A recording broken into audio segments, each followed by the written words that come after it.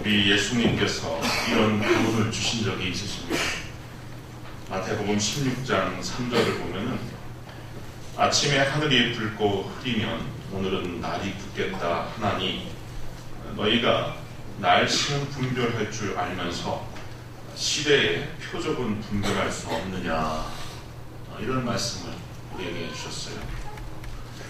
시대의 표적, 시대의 표적이라고 하는 게 이게 우리가 쉽게 얻어질 수 있는 것인가, 그걸 분별할 수 있는 눈, 그런 해안, 그것을 가진 사람이 얼마나 있겠는가, 이런 생각을 해봅니다. 근데 사람이라고 하는 존재는 참 신묘막측해서 그래요. 이렇게 기상을 살펴도 제법 맞춰요. 과학기술이 발달돼서 그런지 우리의 지혜와 지능의 연장을 통하여서 이렇게 날씨를 맞추는 거 보면 참 신통합니다. 그리고 오늘날에 많은 학문 분야가 있지만 특별히 미래학이라고 하는 것이 각광받는 학문이죠. 장차 이 인류와 이 지구촌이 어떤 방향으로 나아갈 것이냐 하는 것이 초미의 관심사니까 인류학자들이 제법 많아요. 유명한 인류학자들이. 왜냐하면은 정치, 경제, 사회, 문화, 교육 모든 것들이 어느 정도 예측이 되어야지 그 향방을 가늠하고 준비할 수 있기 때문에 이게 대단히 중요한 학문입니다. 우리가 전도서를 보면은요, 이 전도서 기자가 또 묘한 그 글을 우리에게 또 제시하고 있어요. 전도서 3장 1절에 보면은 범사에 기한이 있고 천하 만사에 다 때가 있나니 날 때가 있고 죽을 때가 있으며 심을 때가 있고 심은 것을 뽑을 때가 있으며 죽일 때가 있고 치료할 때가 있으며 헐 때가 있고 세울 때가 있으며 울 때가 있고 웃을 때가 있으며 슬퍼할 때가 있고 춤출 때가 있으며 돌을 던져 버릴 때가 있고 돌을 거둘 때가 있으며 안을 때가 있고 아는 일을 멀리 할 때가 있으며 찾을 때가 있고 잃을 때가 있으며 지킬 때가 있고 버릴 때가 있으며 찢을 때가 있고 꿰맬 때가 있으며 잠잠할 때가 있고 말할 때가 있으며 사랑할 때가 있고 미워할 때가 있으며 전쟁할 때가 있고 평화할 때가 있느니라. 이렇게 기록합니다. 때라는 예수님이 이걸 좀 너희들이 알아야 된다. 시대의 표적을 분별해야 된다라고 하는 것이 바로 이런 구체적인 내용입니다. 성경을 보면은 때에 대한 교훈이 아주 많아요. 특별히 신약성경은 시간, 때에 대한 그 교훈을 두 가지 단어를 통하여서 각각 우리에게 제시하는데, 헬라어 원어로 하나는 카이로스고요, 하나는 크로노스입니다. 크로노스라고 하는 단어는 기계적으로 또 연속적으로 계속하는 시간을 말해요. 그러니까 하루는 24시간이고 1년은 365일이고 이런 식으로 이렇게 양적인 개념으로 지속되고 있는 시간을 크로노스라고 합니다. 여기에서 연대기라고 하는 말이 나오잖아요, 영어에서. 근데 카이로스의 이 때라고 하는 것, 시간이라고 하는 것은 기회의 때, 또 각성의 때, 또 어떤 우리의 삶에 큰 변화를 일으키는 실존의 때, 또 하나님이 작정하시고 이루시는 어떤 계획의 때, 이런 것을 의미해요. 그래서 크로노스는 양적인 시간 개념이라고 하면은 카이로스는 질적인 시간 개념이다, 이렇게 생각하셔도 괜찮습니다. 근데 이 때가 참 중요한 거예요. 이 때를 모르면 그야말로 철부지입니다. 철부지. 우리가 철부지라고 하는 말을 쓸 때, 왜 철부지라고 하는 말을 씁니까? 지금 씨 뿌려야 될 때 놀고 있고 가을거지 해야 될 때 김매고 있으면은 지금 철을 모르는 거 아닙니까? 그래서 그렇게 철없이 행동하는 아이들을 보고 철부지라고 하는 건데, 영적으로 우리가 철부지가 되면 아니 되는 거죠. 이 동양에서도 마찬가지예요. 이 철, 이 시간의 문제, 기회의 문제를 이것을 어떻게 우리가 획득하냐, 그것을 어떻게 바라보냐에 따라서 삶의 질이 변화되기 때문에 동양의 많은 환자들이 이 문제를 가지고서 노심초사했어요. 공자가 이 가죽끈이 3번씩이나 떨어지기까지 읽었다라고 하는 책이 바로 주역이라고 하는데, 이거를 우리가 흔히 점술서로만 알고 있는데 이게 상당히 이 깊은 철학이 담겨있는 철학서예요. 그걸 보면 인간이 당할 수 있는 64가지 종류의 경우, 우리가 노출되거나 당하거나 우리가 처할 수 있는 64가지의 케이스를 이렇게 제시하고 있는데, 그것을 뽑아내는 것이 점이에요. 그걸 뽑아내는 것이 점이지만, 뽑지 않고 그것을 이렇게 바라보면은 여러 종류의 인생들이 참 시시각각 다른 장소에서 다른 삶을 산다고 하더라도 대충 여기 64가지 안에는 걸리겠구나라고 하는 생각이 넌지 들어요. 이렇게 보면 우리가 흔히 말하는 뭐 정치가들 이렇게 보면은 나서지 말할 사람들이 나서갖고 큰 낭패를 보는 거 있잖아요. 또 저 사람은 이렇게 지금 나설 필요가 없는 사람이고, 저 사람 또 한물 간 사람인데 왜 그럴까? 이게 철을 몰라서 그래, 철을 몰라서. 그래서 그런 동양의 이런 그 고전을 봐도 지금은 출사표를 던질 때다. 지금은 잠룡으로서 그냥 가만히 시기를 기다릴 때다. 지금은 나서야겠다 때다. 이런 것들이 이렇게 나와 있는 거예요. 결국 그것도 때의 문제예요. 때의 문제. 그런데 오늘날 우리가 처한 이 시대에 이 시기를 놓고서 참 복잡합니다. 이걸 어떻게 바라봐야 되는가? 이걸 어떻게 바라봐야 되는가? 우리가 처한 이 당대의 문제를 놓고서 많은 학자들, 정치인들, 경제인들, 종교인들이 의견이 막 사분오열돼갖고 갈려요.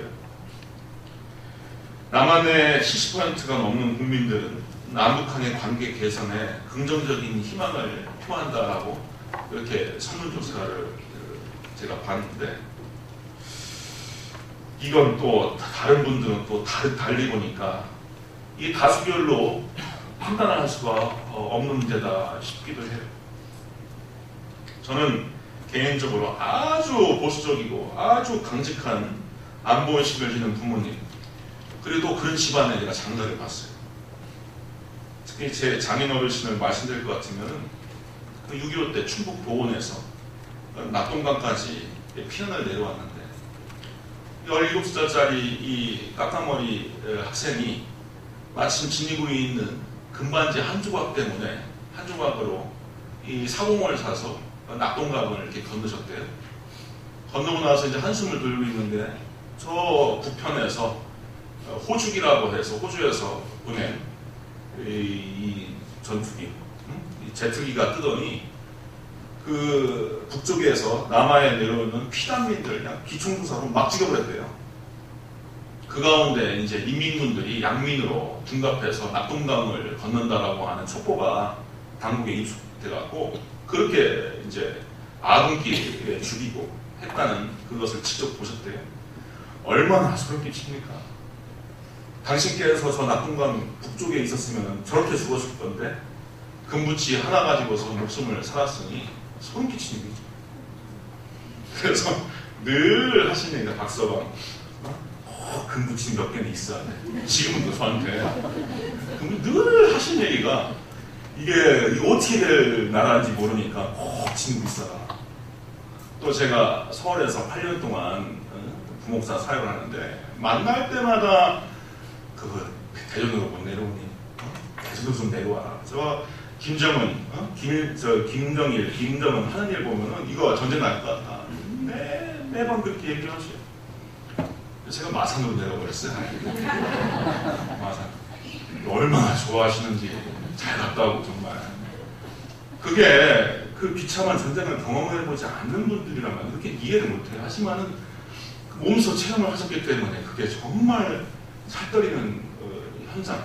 매일처럼 한국의 남한의 그 문제들을 접할 때 보면 살얼음을 걷는 것 같은 그 느낌으로 사는 그것을 우리 후배들이 또 후손들이 알아야 됩니다. 정말 그런 거예요. 그래서 젊은 사람들이 보는 각도하고 전혀 다른 각도로 보는 것이 전쟁 전의 세대들이고 그분들이 품고 있는 나라 사랑에 대한 간절한 염원과 걱정은 후손들이 정말로 잘 알아줘야 되고요. 그 교훈을 우리가 잘 받들어야 하는 겁니다.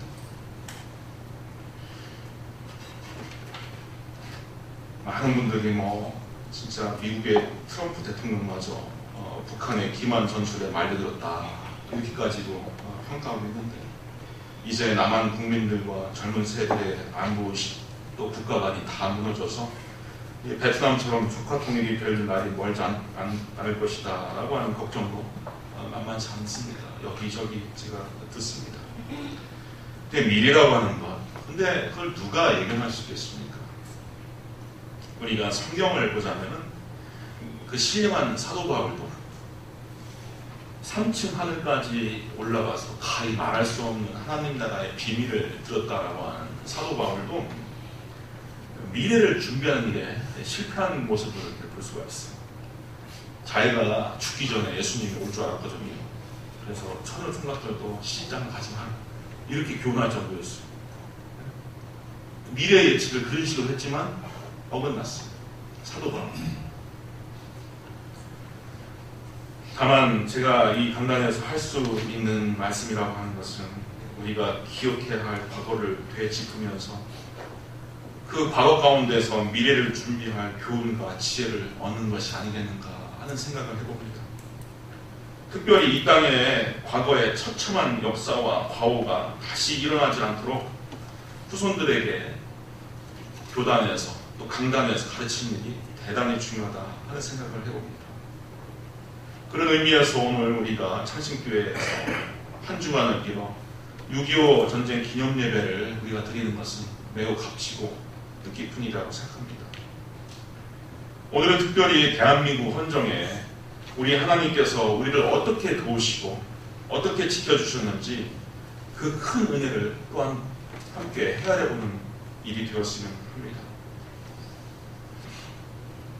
저는 목사라 그런지 우리나라에 200여 국가가 있는 세계 가운데 우리나라에 정말 하나님의 각별한 은혜와 은총이 머물고 있다고 믿어 의심치 않습니다. 우리가 늘 부르는 애국가 하나님께서 보호하사라고 하는 그 부분이 정말 저는 신앙이 되고요. 또 우리나라 만세 만만세세에 하나님께서 보호하사 보존할 것이라고 하는 믿음을 갖고 있습니다. 왜냐? 우리나라는 근현대 또 조선 말부터 근현대를 이렇게 지내면서 정말 이 순교의 역사 하나님을 믿는 자들의 피의 역사가 삼천리 방방곡곡에 흩뿌려 있는 아주 특별한 나라이기 때문에 하나님께서 제사장의 나라로, 제사장의 국가로 장중안에 붙잡아서 쓰신다라고 저는 믿어 의심치 않아요. 과거 서학이라고 불려졌던 천주교 전래 시기부터 정말 엄청난 순교의 역사가 있는 나라입니다. 저쪽 서해안, 서산으로부터 당진, 또 예산 지나서 그 저쪽 전라도 익산, 전주까지 이르러가는 그쪽에 참 유난히 천주교 순교지가 많아요. 가보면은요, 거기는 지금도 이제 개신교인들도 참 많이 갑사를 가는데요. 정말 가슴 뭉클한 또 얼마나 우리에게 도전이 되는 그러한 순교의 역사가 처처해 있는지 모릅니다. 이 초기 서학인들, 천주교인들이 우리 개신교 근본주의자 분들하고 상당히 신앙이 유사해요. 성경을 읽다가 성경대로 저 바티칸에서 사제를 파견하지도 않는데 자기들끼리 세례를 줘요. 왜냐? 성경이 나온다고. 또 성경에 우상사신을 멀리하라고 해서 이 성악인들이 알아서 신주단지 갖다 버리고 조상제사를 폐해버립니다. 알아서. 말씀에 따라서. 그러니 이게 유교 나라에서, 유족 나라에서 가만 놔둡니까? 엄청난 박해를 했죠. 서산의 해미읍성을 가보면요, 큰 바위 하나가 이렇게 숨겨져 있는데 그 천주쟁이들을 죽인다고 거기에서 도리깨질을 해서 죽여요. 그냥 칼로 이렇게 죽이는 게 아니라 찔러 죽이는 게 아니라 그 천주를 받는다고 예수를 믿는다고 해서 아이의 발목을 잡고서요 그걸 맺히는 거예요. 큰 바위에서. 그러면서 사람들이 죽어가면서 야수 마야 이 박해자의 그 귀에는 그렇게 들린 거예요. 예수 마리아라고 하는 얘기가 야수 마야로 들리는 거예요. 그러면서 죽어갑니다. 그렇게 진짜 양자들처럼 죽어가는 거예요.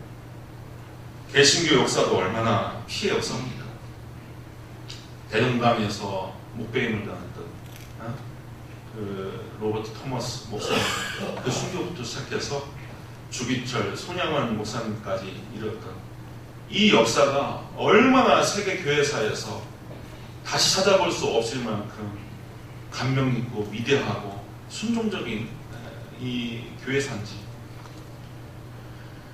가장 극빈한 나라 6.25 전쟁으로 해서 그냥 망해버린 나라 그냥 거지가 돼버린 나라가 지금 그 무역 총액을 따지자면 세계 7위의 경제 대국으로 일어났잖아요. 이게 사람의 능력으로 될 수 있다고 봅니다. 저는 그렇게 안 봐요. 각별한 하나님의 은혜가 공급되었기 때문에 이 나라가 이렇게 흥기한 거지 하나님이 도우심이 없으면 이거 될 수 없다. 저는 믿어요. 부존자원이 거의 없다시피 한 나라에서 이게 가능한 일이네. 근데 이 6.25 전쟁을 봐서도 그래요. 하나님의 적극적인 갭이 있다라고 하는 그 몇몇 장면이 이렇게 보여요. 이 1948년 5월 31일에 재헌국회가 이제 처음 시작됩니다. 남한의 단독 선거를 할 수밖에 없는 그 사연이 있죠.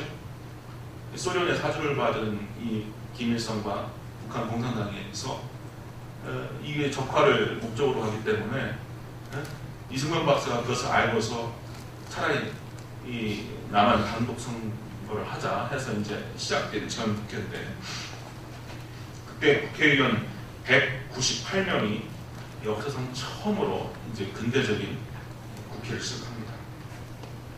근데 놀랍게도 대한민국에 국교가 있는 것도 아니고 우리나라가 기독교 국가가 아님에도 불구하고 목사님의 기도로 이 첫 국회가 시작됩니다. 임시의장으로 선출된 이승만 박사가 단상에 올라와서 대한민국 독립민주국회 제1차 회의를 열게 된 것을 하나님께 감사하는 바입니다. 먼저 이윤영 씨 나와서 하나님께 기도드리기 바랍니다. 라고 지목을 했습니다. 여기서 말한 이윤영이라고 하는 분은 감리교 목사 이윤영을 말하는 겁니다. 이때 모인 의원이 모두 일제히 일어나서 함께 기도했다라고 전해져요. 198명의 재헌국회 의원 중에서 이윤영, 오택관, 이남교, 오석주 등 4명의 목사님이 계셨고 그 가운데 또 평신도 기독교인들로서 이승만, 김동원, 김상돈, 강영옥, 윤치영, 황두현, 서용길, 윤재건, 홍수마, 정준 등 50여 명의 기독교인이 있었던 겁니다. 대한민국은 이렇게 기도로 시작된 헌정을 지닌 동북아의 유일한 나라. 동북아의 유일한 나라. 저는 하나님께서 이 장면을 기뻐하시고 이에 대해서 지금까지 응답하신다라고 저는 믿습니다.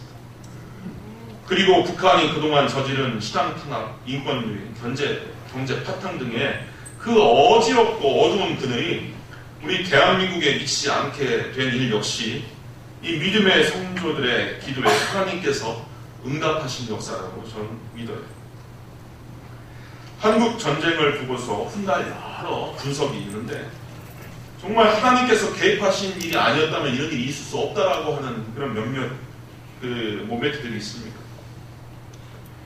1950년 6월 25일 4시에 새벽 4시에 남침을 강행한 북한군이 정말 파죽지세로 밀고 오죠. 서울이 3일 만에 함락이 됩니다.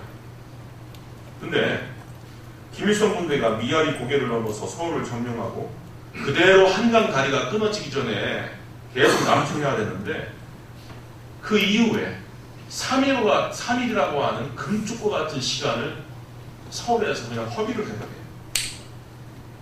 왜 그랬는가? 바로 내려오면은 수도권에 있는 남한의 주력사단 그거 다 물찌르고 금방 내려와 버리면 전역이 적화될 수 있는데 왜 금쪽 같은 3일을 버렸을까? 한국 전쟁이 반전된 두 개의 요인을 꼽으라면 바로 낙동강 인근의 다부동 전투, 여기에서 이제 우리나라 국군 1사단이 아주 격파를 해서 시간을 벌었었고요. 또 김일성 군대가 왜 3일 동안 서울에 주둔했는가? 이 두 사건 때문에 메가더 장군이 인천 상륙작전을 감행할 수 있는 시간을 벌어다 주었고, 또 역사가들은 이 두 사건이 없었으면 현재 대한민국은 없다라고까지 이야기를 합니다. 왜 김일성이 서울에서 3일이라고 하는 시간을 걷는가? 하나는 이 남루당의 그 총책이었던 박헌영이라는 사람의 오판 때문이에요. 이 남한내 공산당 총책이었던 박헌영이 김일성에게 장군님 밀고 내려오시기만 하십시오. 그렇게 하면은 남한내에 있는 남루당 당원 30만 명과 남조선의 인민들이 벌떼처럼 봉기해서 해방전쟁에 동조할 겁니다. 이렇게 호언장담을 했어요. 탱크 몰고 내려왔더니 웬걸요? 시민들은 다 피난 가고서 동조하는 사람들이 얼마 없는 거예요.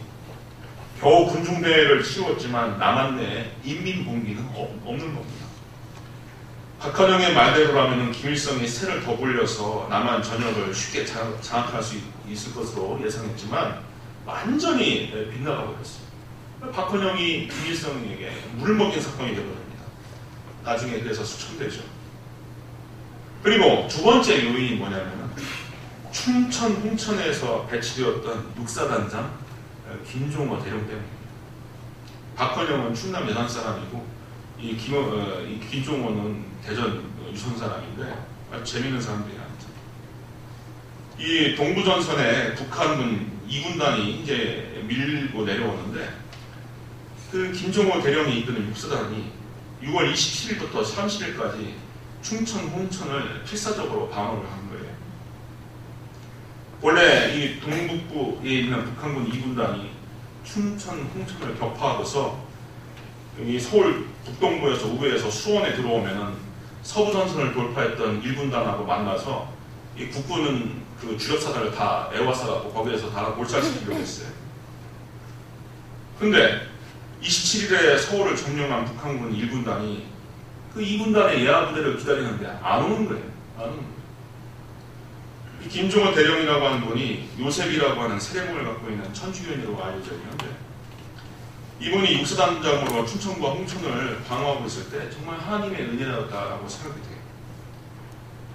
사실 육군본부에서 전쟁 발발 하루 전인 24일 날에 토요일에 3년 동안 지탱하고 있던 비상계획을 해제를 합니다. 재밌죠? 그래서 논자에 따라서 아마 육군본부에 첩자가 있질 않았던 건가라고 하는 얘기도 있어요. 그래서 전방의 지휘관들이 서울에 모여서 파티를 하고 사병들은 오늘날 같은 이런 시절이니까 민간의 모내기를 도우라고 하는 명목으로 외출 외박을 나가버려요. 근데 김종호 대령이 육군본부의 명령을 거스리고 병사들의 외출 불허합니다. 왜냐? 전쟁 발발 전에 북한의 전차병이 화천 쪽으로 귀순을 했는데 40대의 탱크와 병력이 저 북쪽에 지금 집결해 있다라고 하는 첩보를 주는 거예요. 그래서 김종호 대령이 이거 이상하다. 감을 잡고서 만반의 대비 테스트를 한 거죠. 미리 춘천 시민들과 학생들을 동원해서 방어선을 구축하고서 탄약을 적절한 데 다 배치를 했던 겁니다. 이러니 남진이 안 됩니다. 남진. 심지어 그 13문의 곡사포, 도달거리가 10km도 안 되는 곡사포 13문 가지고서 북한군 유견대를 거의 몰살시키다시피 해요. 소양강을 건너오는 북한군 유견대를 완전히 그냥 경멸을 합니다. 그리고 북한군 2사단, 2개 사단의 정투력의 절반을 그냥 다 꺾어버려요. 그러니까 얼마나 대단한 전공입니다. 그래서 제가 이쪽에서 군생활을 했지만 매해마다 춘천 대첩이라고 해서 지금 현재 이 군단에서 이것을 기려서 행사를 해요. 춘천 대첩이다. 이런 일화가 있어요. 북한군이 한강 이북에서 3일을 지체할 때 메가더 장군이 일본으로부터 날아와서 한강 방화선 영등포 전선을 시찰을 합니다. 적의 포탄이 난무하는 속에서 참호 속에 있는 국군 2등 중사에게 메가더 장군이 물어요. 귀관은 언제까지 참호에서 버텨낼 것인가? 이때 이 2등 중사가 말합니다. 네, 장군님, 저는 군인입니다. 상관의 후퇴나 철수 명령이 없으면 이곳 참호가 제 무덤이 될 것입니다. 라고 대답합니다. 이 말에 감격한 메가더 장군, 메가더 원수는 여기는 도와도 살만한 나라겠다. 여기는 지원해도 싸울 수 있는 의지가 있는 나라다 해서 그 2등 중사의 어깨를 다독이면서 내가 도쿄로 돌아가면 미군을 신속히 보내겠네라고 약속합니다. 그렇게 일본의 준지로 돌아간 메가더는 미 육군 24단의 선발대로 스미스 기동대대를 부산에 급파했고 오산 중위련에 진을 치면서 인민군과 첫 전투를 벌인 것으로 시작하여서 수많은 미국 젊은이들을 남한의 자유를 지키는데 수용되는 희생제물로 바칩니다. 우리는 이 대한민국의 자유와 평화가 우리 스스로의 국력과 군사력으로 지켜지는 것이 아닌 것을 우리가 압니다. 이 8.15 해방도 마찬가지고요. 8.15 해방도 마찬가지고 이 남한의 자유와 평화가 우리 스스로의 힘으로 된 것이 아닌다는 것을 알아야 돼요. 어디 많이 들어본 대목 아닙니까? 우리 선생님 이런 이야기? 이걸 보고 교회에서는 은총이라고 하는 거예요. 은혜.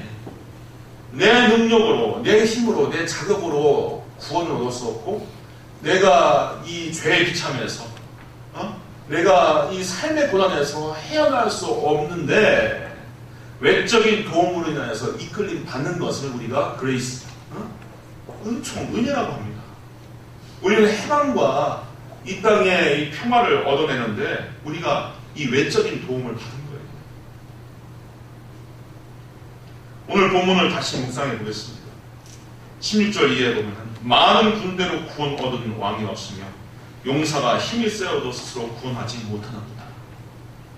하나님의 그 역사 섭리 가운데서는 이 무기와 이 병법으로 되는 게 아니라는 거예요.